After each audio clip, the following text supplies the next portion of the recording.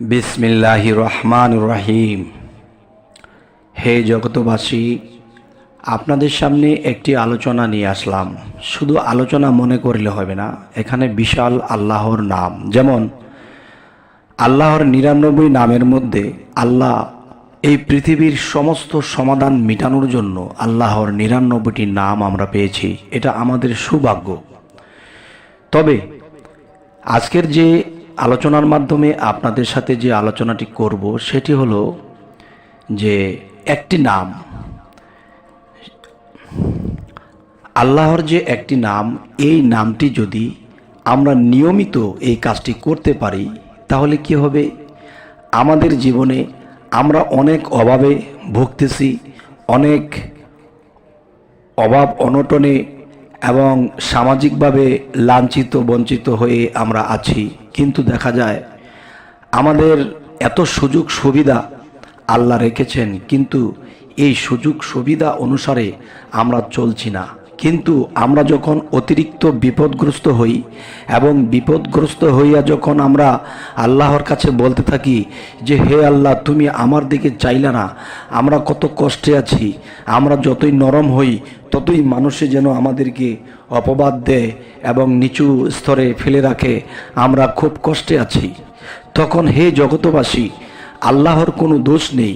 আল্লাহ কিন্তু বলেছে, দেখো আমি এক, কিন্তু আমার বহু নাম আছে। এর মধ্যে বিশেষ করে তোমরা আমার ৯৯ নামের দিকে লক্ষ্য করো যে আমি এক একটা নামের মধ্যে বহু ধরনের গুণ ক্ষমতা রেখেছি।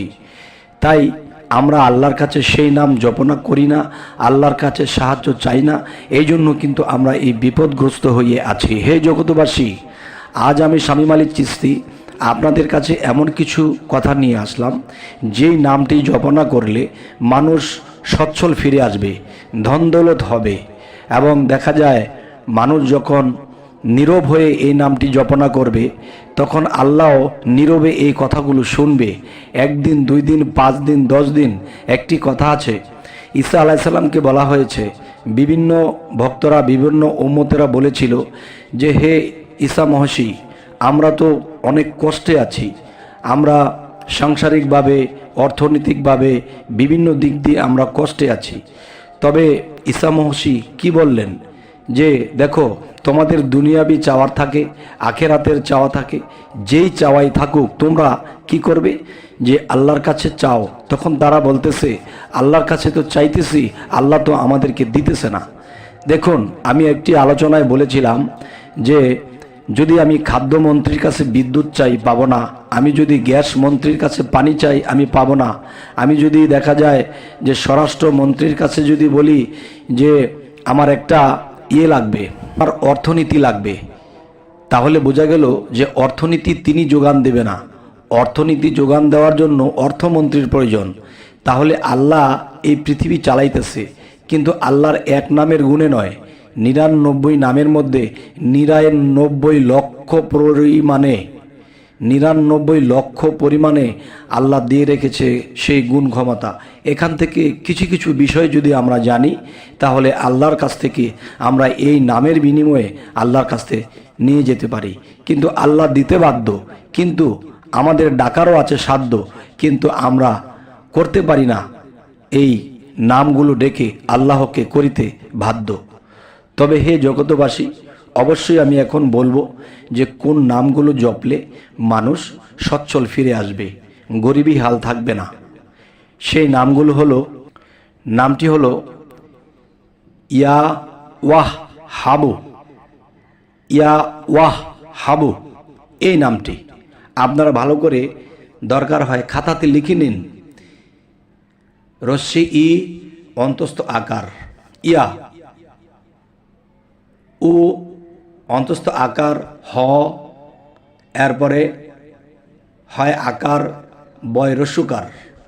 তাহলে ইয়া ওয়াহ হাবু, এই নামটি চাষজের নামাজের পর সেজদায় যাইয়া ১০০ বার এই নাম পড়িলে খোদার রহমতে ধন দৌলত হবে এবং প্রতাপের অধিকারী হওয়া যায়। তার মানে আমাদের দেশে বা বিদেশে প্রতাপশালী আছে, যে আমরা যদি প্রতাপশালী হতে পারি, এই নামের বিনিময়ে আল্লাহ নিষেধ করেনি প্রতাপশালী তোমরা হও, কিন্তু প্রতাপশালী হয়ে কখনো অত্যাচারী করবে না, মানুষের সেবা করবে, এতিমের মাথায় হাত বুলাবে, এতিমকে পেট ভরিয়ে খাইয়ে দেবে এবং তাদের অন্ন বস্ত্র দানে তোমরা উৎসাহ দেবে। তখন আল্লাহ তোমার প্রতি খুশি হয়ে এই ধন দৌলত এবং প্রতাপশালী বানিয়ে দেবে। তবে আরও একটি কথা বলবো, সেটি হলো এই নাম 100 বার পড়িলে মনের যে কোনো আশা পরিপূর্ণ করবে। এই নামটি নির্জনে বসিয়া যদি কেউ 100 বার জপনা করে, হয়তো নির্জন স্থান কোথায়, দেখা গেছে খালি ময়দান কিংবা একটা মসজিদ, যেখানে কোনো শব্দ বা কোনো মানুষের কোনো নড়াচড়া বা হাঁচি কাশি থেকে যেন এমন একটা নির্জন জায়গা হয়, সেখানে বসিয়া 100 বার পড়িলে তার মনোবাঞ্ছা আল্লাহ পূরণ করবেন। এবং আল্লাহ বলেছে, আমার নামের গুণে আমি যদি কারো এই মনোবাঞ্ছা পূর্ণ না করি, তবে আমার এই নামের কলঙ্ক হতে পারে। তাই আল্লাহ কখনো চাইবে না আমার নামের কলঙ্ক হোক। তবে আপনি আল্লাহর এই নাম ডাকতে যাইয়া নিজে কলঙ্কি হবেন না, নিজে কলঙ্কি হবেন না। এবং হতে পারেন কি করে, দেখা গেছে আপনার যদি আল্লাহর এই নাম ডাকার সময় যদি আপনার চোখে পানি না আসে, আল্লাহর প্রতি ভাব ভক্তি না আসে, আল্লাহর প্রতি প্রেমভক্তি না থাকে, তাহলে দেখা যায় আল্লাহর এই নাম আল্লাহ পর্যন্ত পৌঁছাবে না। আল্লাহ পর্যন্ত যদি এই নাম না পৌঁছায়, তাহলে আপনার কার্য হবে না।